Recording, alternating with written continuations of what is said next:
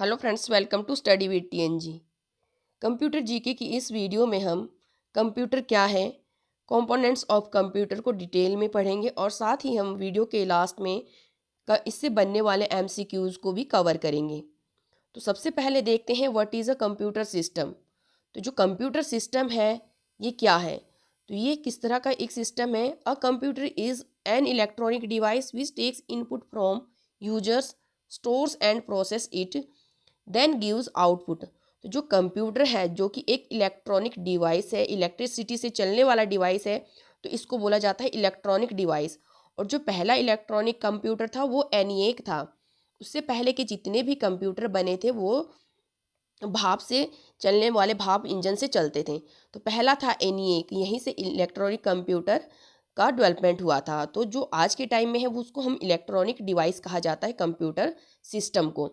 तो ये किस तरह का इलेक्ट्रॉनिक डिवाइस है जो क्या करता है, इनपुट लेता है, उसको स्टोर करता है, प्रोसेस करता है और आउटपुट के रूप में हमें इंफॉर्मेशन देता है।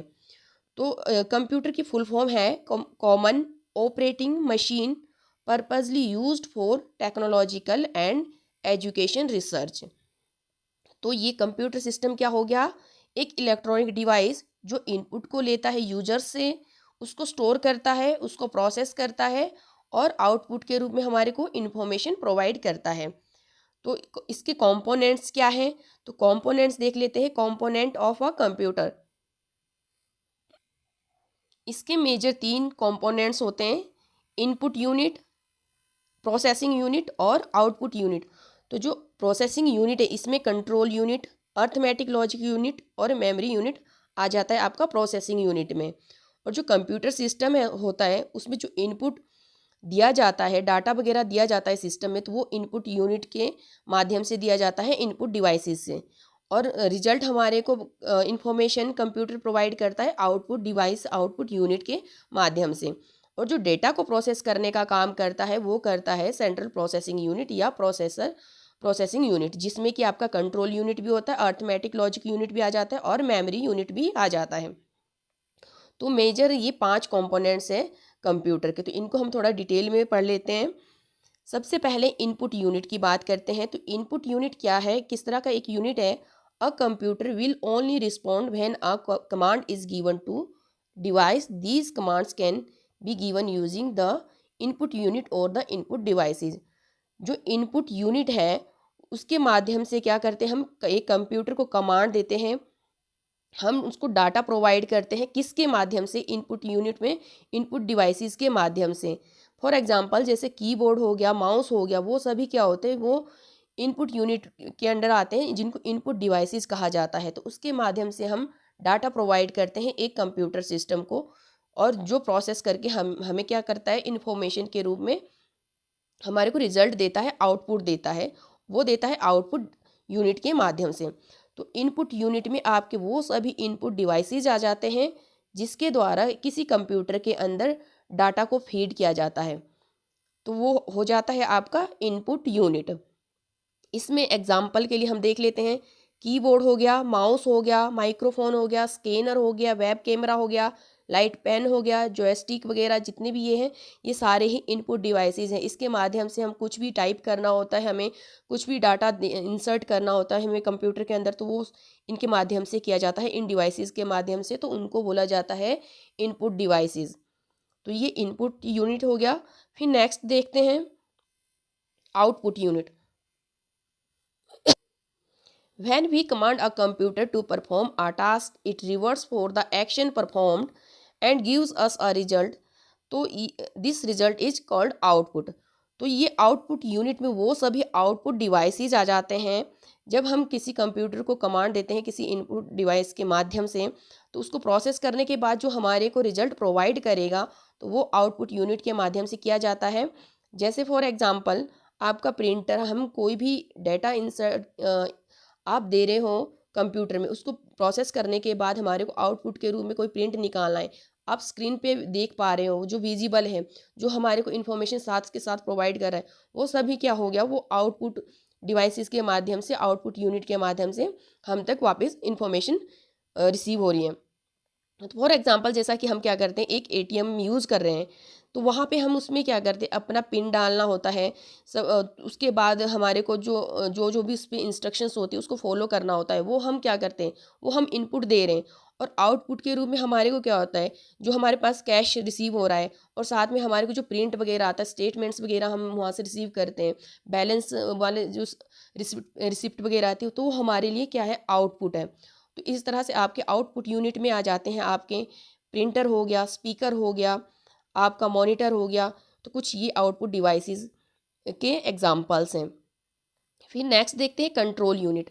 कंट्रोल यूनिट में क्या होता है, जितना भी आपका एक सिस्टम में इनपुट डिवाइसेस है, आउटपुट डिवाइसेस है, इसके अलावा जितने भी बाकी यूनिट्स लगे होते हैं उसको सारा कंट्रोल करने का काम करता है control unit. This is the core unit which manages the entire functioning of the computer device. It is one of the most essential component of the computer system. The control unit collects the data enters using the input unit, leads it on for processing, and once that is done, receives the output and presents it to the users.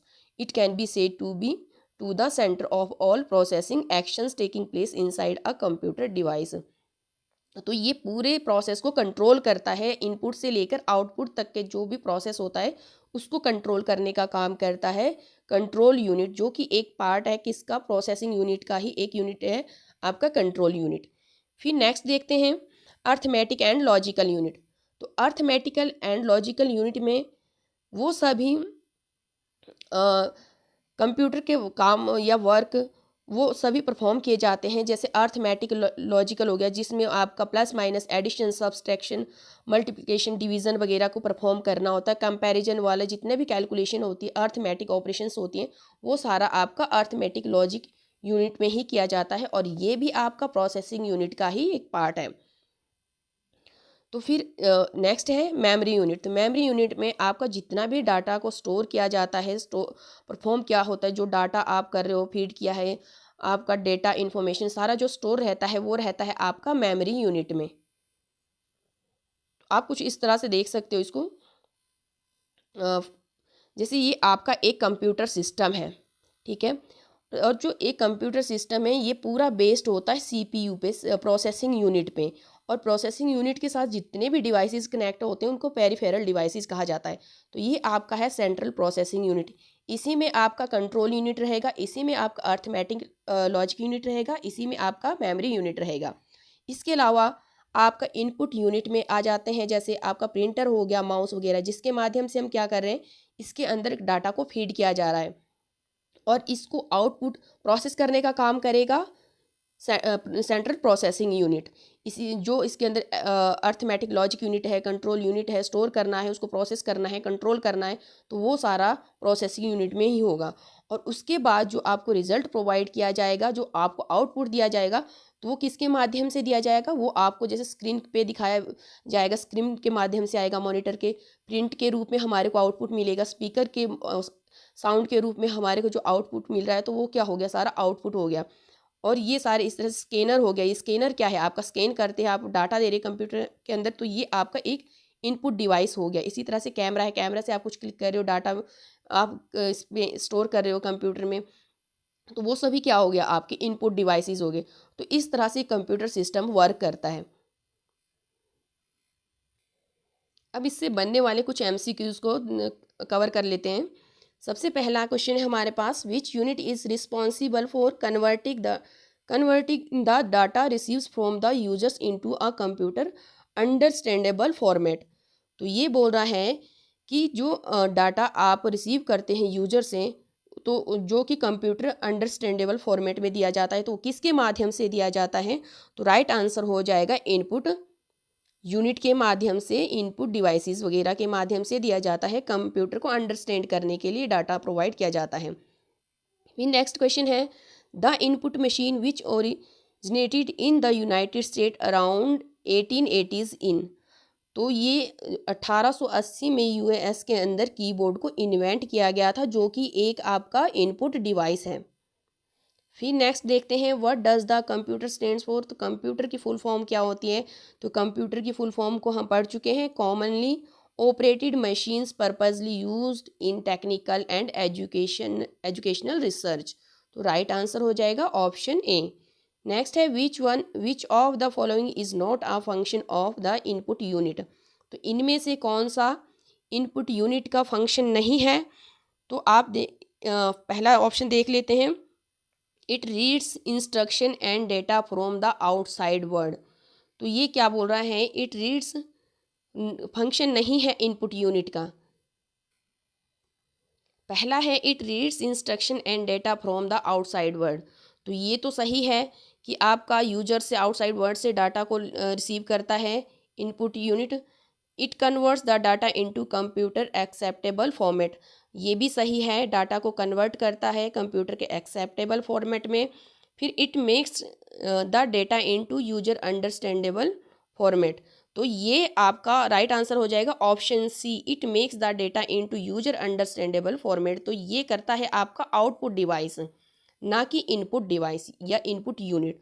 तो right answer will be option C. Next is basic component of computers are. तो जो basic component है computer के, तो वो कौन से हैं। तो इनपुट यूनिट भी है, प्रोसेसिंग यूनिट भी है, आउटपुट यूनिट भी है। प्रोसेसिंग यूनिट में आपका अर्थमेटिक लॉजिक यूनिट आ जाता है, कंट्रोल यूनिट आ जाता है और आपका मेमोरी यूनिट आ जाता है।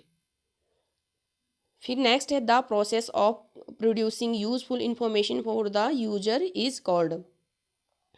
तो यहाँ पे the process of producing useful information for the users is called. जो यूजर्स के लिए इंफॉर्मेशन प्रोवाइड किया जाता है तो वो किसके द्वारा किया जाता है, तो वो किया जाता है आउटपुट के माध्यम से। एज अ आउटपुट आपको इंफॉर्मेशन प्रोवाइड किया जाता है। नेक्स्ट है the output unit converts the data entered by the users into computer understandable form. तो ये बोल रहा है द आउटपुट यूनिट, वो आउटपुट यूनिट जो डाटा को कन्वर्ट करता है कंप्यूटर के अंडरस्टैंडेबल फॉर्म में, कंप्यूटर के समझने योग्य फॉर्म में। तो ये सही है या गलत, तो ये है आपका फॉल्स आ जाएगा।